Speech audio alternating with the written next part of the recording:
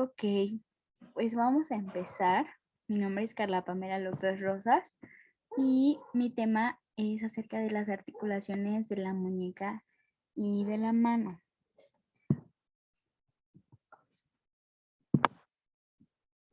Ahí está, ya lo estoy presentando.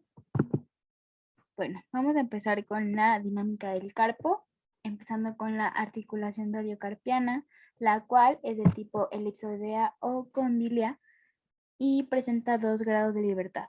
La articulación mediocarpiana, una parte externa, está formada por trapecio y el trapezoide, ambos huesos, forman una articulación cóncava de tipo artrodia y la parte interna forman por el hueso grande y ganchoso, forma la articulación convexa del tipo cóndila.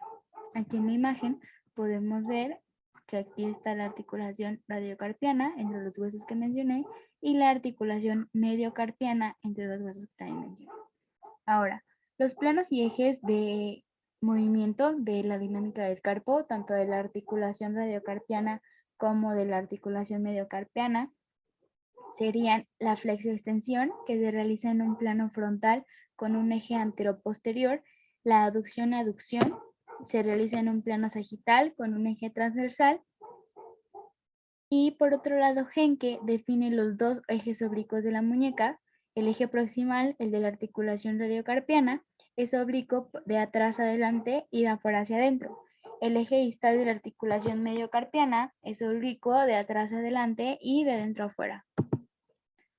Continuando con los movimientos fisiológicos, serían la flexión, extensión, aducción y aducción de la articulación. En esto tenemos que en la pareja del escafoides y el semilunar, en los movimientos de flexoextensión de la muñeca, distingue 4 sectores, cada uno con una amplitud, desplazamiento, ligamentos y superficies distintas. Tenemos que el sector 1 es de adaptación permanente, el sector 2 es de movilidad usual y el sector 3 es de alteración fisiológica momentánea y el sector 4 de alteración patológica.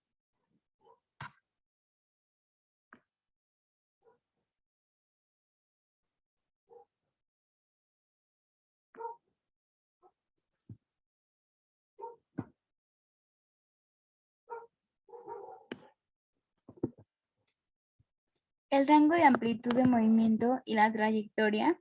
Durante la aducción, la amplitud de movimiento medida en el eje del tercer metacarpiano puede llegar hasta los 15 grados de movimiento, mientras que durante la ABD, la hilera superior gira en pronación, flexión, mientras que la hilera inferior, el movimiento es inverso, en supinación y extensión equilibrado al primero. Durante la aducción, la amplitud de movimiento medida sobre el tercer metacarpiano, 30 a 45 grados, es el rango de movimiento que puede alcanzar, como lo vemos aquí representado en la imagen. Y durante la aducción, el movimiento es inverso y la hilera superior gira en supinación-extensión, mientras que la inferior es de pronación-flexión y anula el desplazamiento de la hilera superior. En cuanto a las superficies articulares de la articulación radiocarpiana, tenemos a la cavidad glenoidea antebraquial y al cóndilo carpiano. En cuanto a la articulación mediocarpiana, tenemos la parte lateral y la parte medial. Y en las posiciones tenemos la extensión, la neutra o de alineación y la flexión. Las alteraciones de la cinemática. Las fracturas.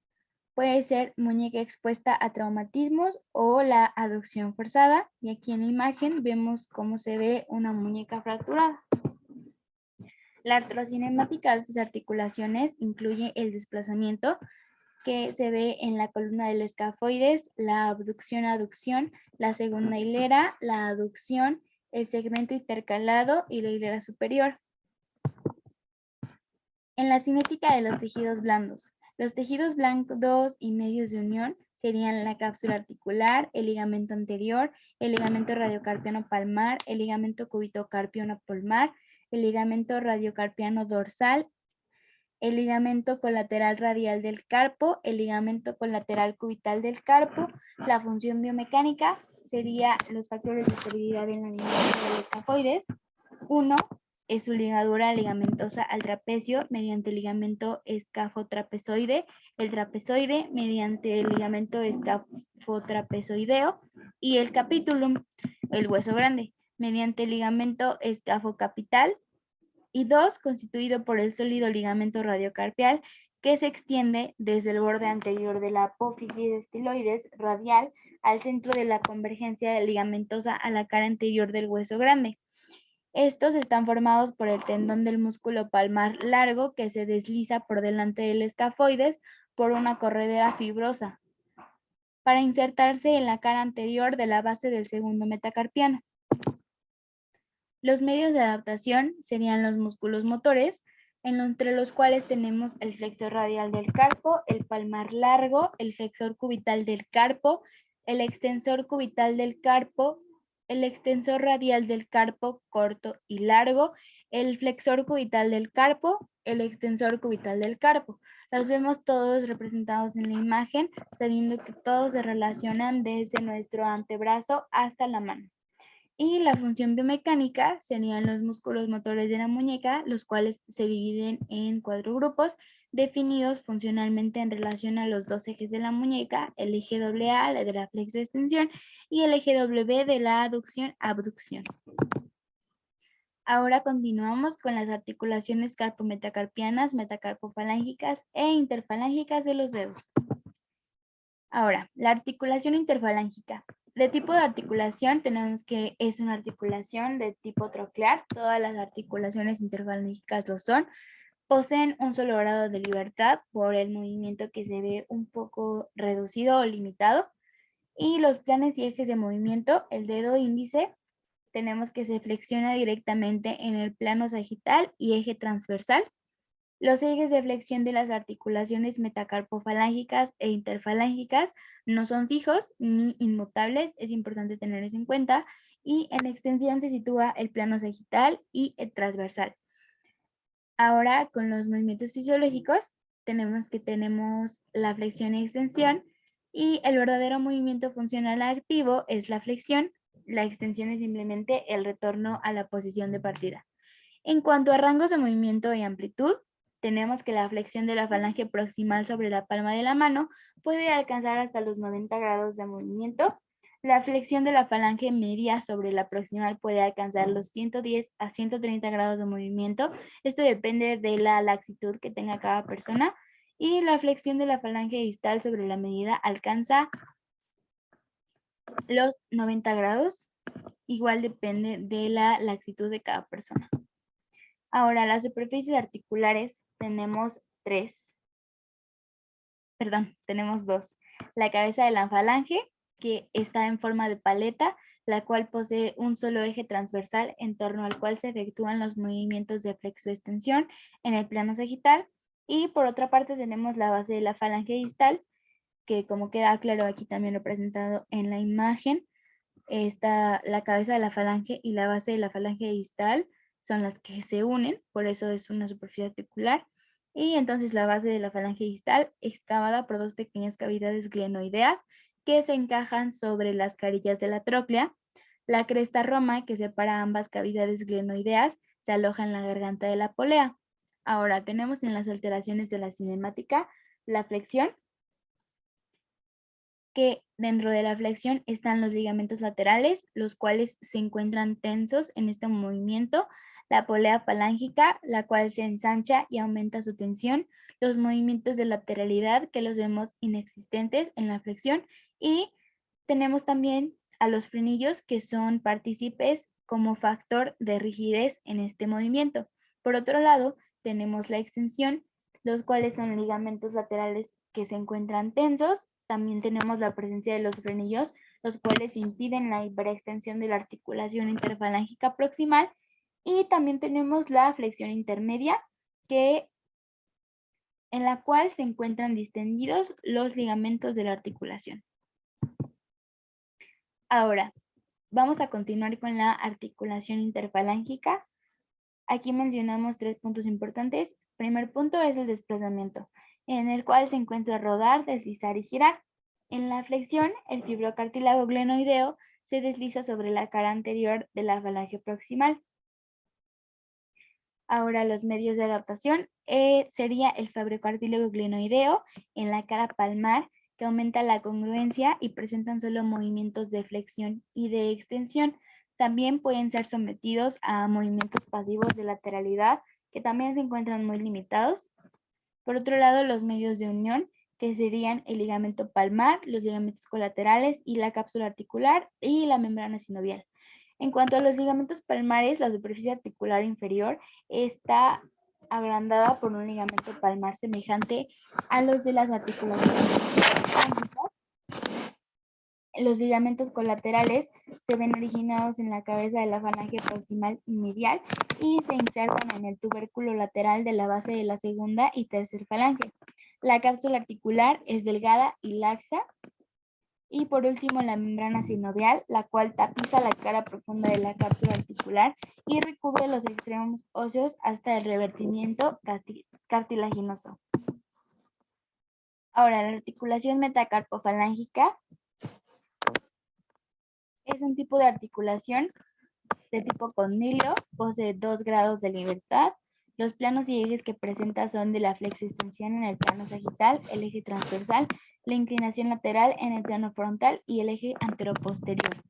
La osteocinemática de esta articulación se basa en que la amplitud de esta rotación axial pasiva en las articulaciones es mayor en los dedos pulgar y meñique, con rotación que puede alcanzar desde los 30 a los 40 grados. El rango de movimiento y amplitud se encuentra próximo a los 90 grados. Y si así es, en caso de que el dedo índice alcance los 90 grados, la amplitud articular va aumentando hasta el quinto dedo.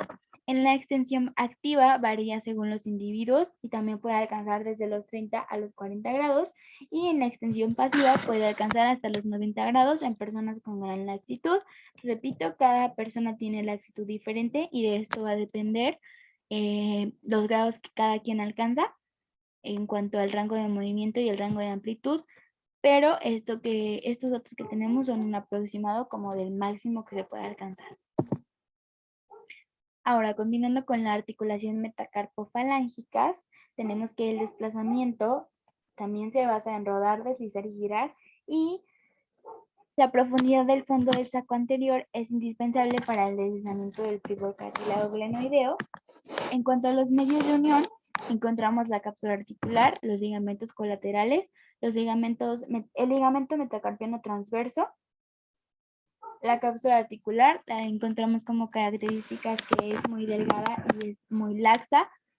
En los ligamentos colaterales son fascículos gruesos y tienen bastante resistencia. Y el ligamento metacarpiano transverso es una banda fibrosa que se extiende desde el segundo hasta el quinto hueso metacarpiano. Los medios de adaptación. La membrana sinovial sería nuestro principal medio de adaptación en esta articulación, y la cual tiene como característica que tapiza la cara profunda de la cápsula articular de la articulación y se inserta a cierta distancia de las superficies articulares, se refleja a nivel de las inserciones articulares y recubre los extremos óseos. Continuamos también con la articulación carpo-metacarpiana. En cuanto a sus superficies articulares, se articulan con los huesos trapecio, trapezoide y grande, y la espinosa en forma de M, muy alargada. En cuanto a los medios de unión, encontramos a los ligamentos carpometacarpianos palmares, son generalmente 7 u 8 ligamentos los que encontramos aquí, y también encontramos los ligamentos carpometacarpianos dorsales, son numerosos, cortos y resistentes, y los ligamentos carpometacarpianos interóseos. En cuanto a los medios de adaptación, encontramos la membrana sinovial, la cual tapiza la cara profunda de la cápsula articular, los músculos extrínsecos, que serían el flexor superficial y flexor profundo de los dedos, los músculos intrínsecos, el flexor, abductor y oponente del meñique, y los lumbricales e interóseos, los cuales producen flexión y extensión en apariencia paradójica y abducción y aducción respectivamente. encontramos que son 4 palmares y 4 dorsales. Continuamos con los músculos correderas y tendones. Las correderas son el medio por el cual los tendones quedan sujetos al esqueleto. Las vainas permiten el deslizamiento de los tendones en el interior de las correderas. Los tendones de los músculos flexores de los dedos tienen como característica que son potentes y por lo tanto son voluminosos y se encuentran localizados en el compartimiento anterior del antebrazo. Los músculos que principalmente participan en esta articulación son el músculo flexor superficial de los dedos y el músculo profundo de los dedos.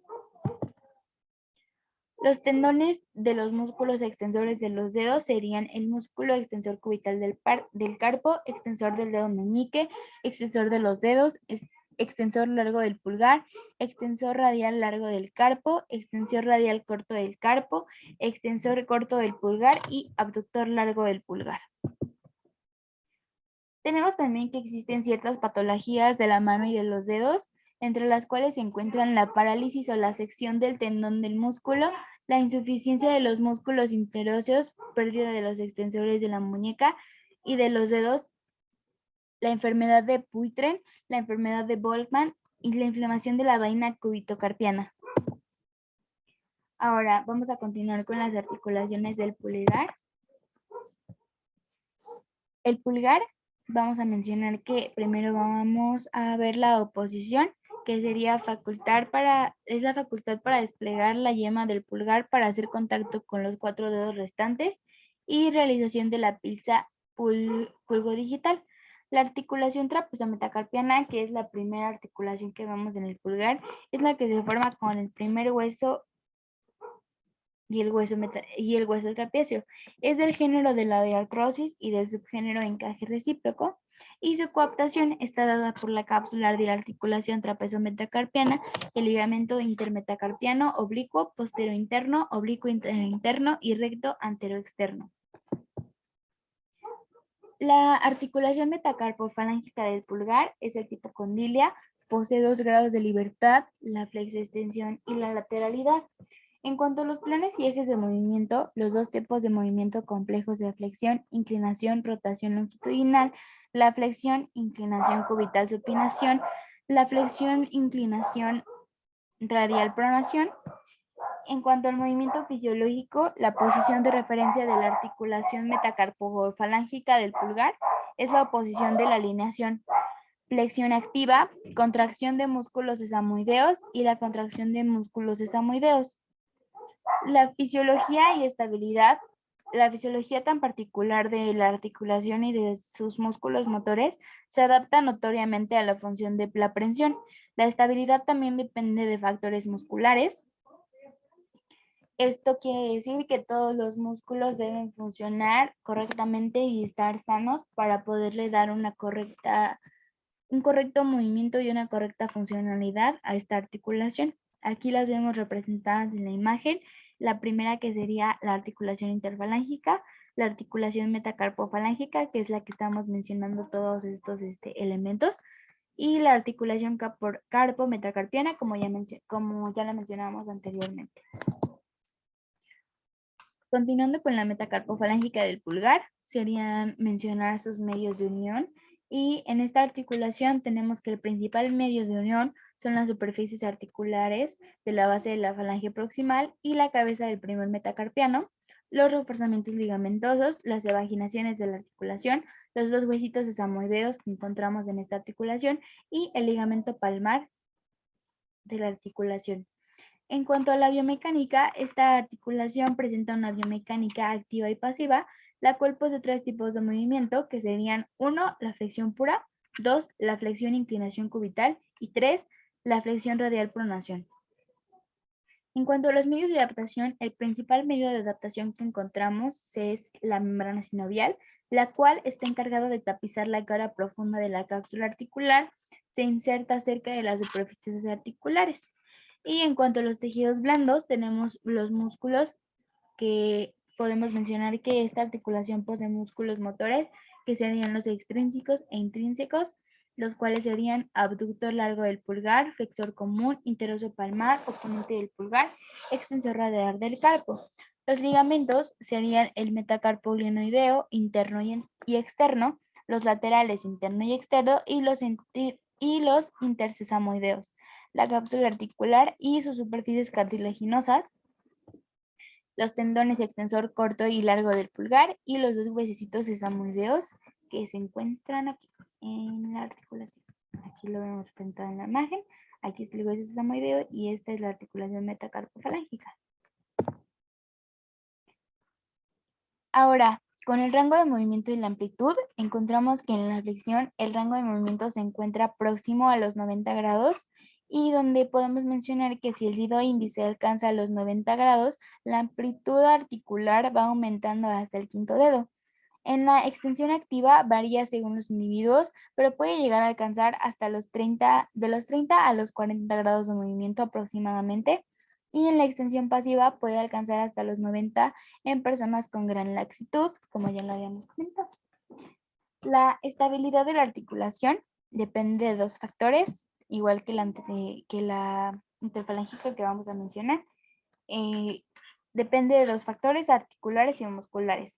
Los articulares tienen que ver con el correcto funcionamiento de ambas articulaciones para que pueda tener un correcto apoyo la columna del pulgar.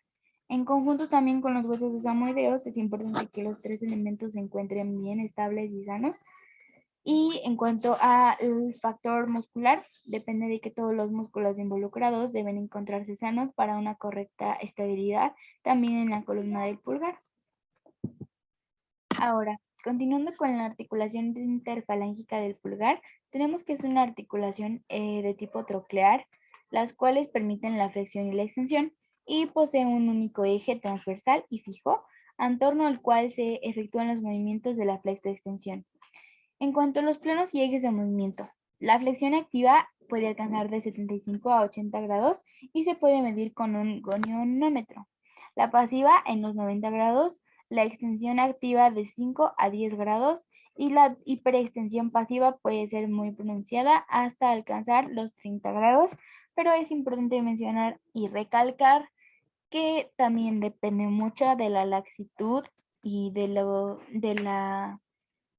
qué tan sano están nuestro pulgar, nuestros tejidos, nuestros músculos, todo eso tiene que ver para que esta flexión, extensión e hiperextensión se puedan llevar a cabo y puedan alcanzar los grados de movimiento que estamos mencionando aquí. En cuanto al desplazamiento y la rotación automática, tenemos la flexión, en la cual se ve involucrado el fibrocartílago glenoideo de la base de la falange distal del pulgar, el cual se rueda y desliza sobre la cara anterior de la falange. La rotación sucede durante la flexión de la articulación interfalángica, en donde el desplazamiento de la base de la falange distal y la fisiología y la estabilidad. La fisiología tan particular de la articulación y de sus músculos motores se adapta notoriamente a la función de la prensión. La estabilidad también depende de factores musculares, como ya lo mencioné. La interfalángica del pulgar, continuando con más detalles acerca de esta articulación, vamos a mencionar los medios de unión, que sería el ligamento colateral cubital de la articulación metacarpofalángica del pulgar, el cual es importante para la estabilidad en la columna del pulgar. La biomecánica, esta articulación es pasiva y activa, posee tres movimientos diferentes: la flexión pura, la flexión, inclinación cubital y radial y pronación. Los medios de adaptación serían el fibrocartílago glenoideo, el cual aumenta la congruencia entre su origen y su inserción.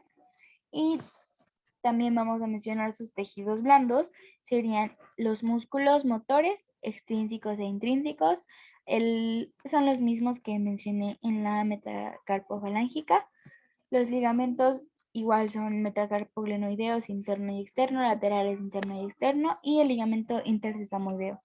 Y la cápsula articular y las superficies cartilaginosas y los tendones extensor corto y largo del pulgar en esta articulación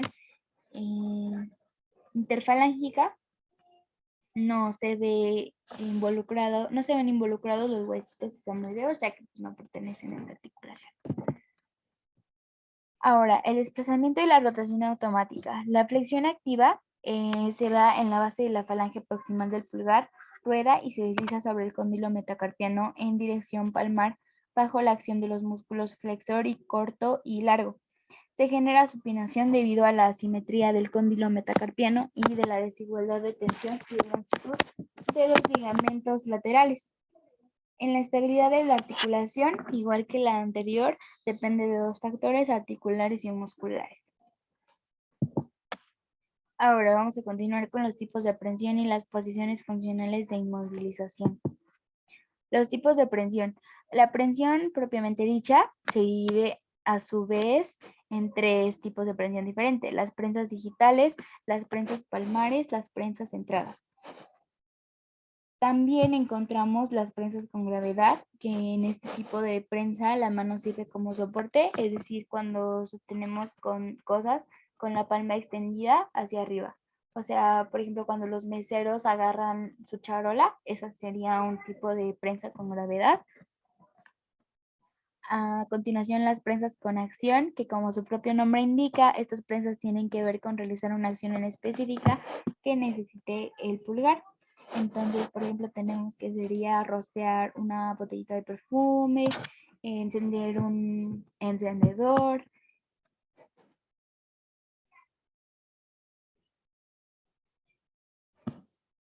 encender el encendedor, etc. Así, a eso se refiere con las prensas de acción. Y al final tenemos las prensas centradas, que realizan simetría en torno al eje longitudinal y se conforman con el eje del antebrazo. Seguimos con las posiciones funcionales de inmovilización.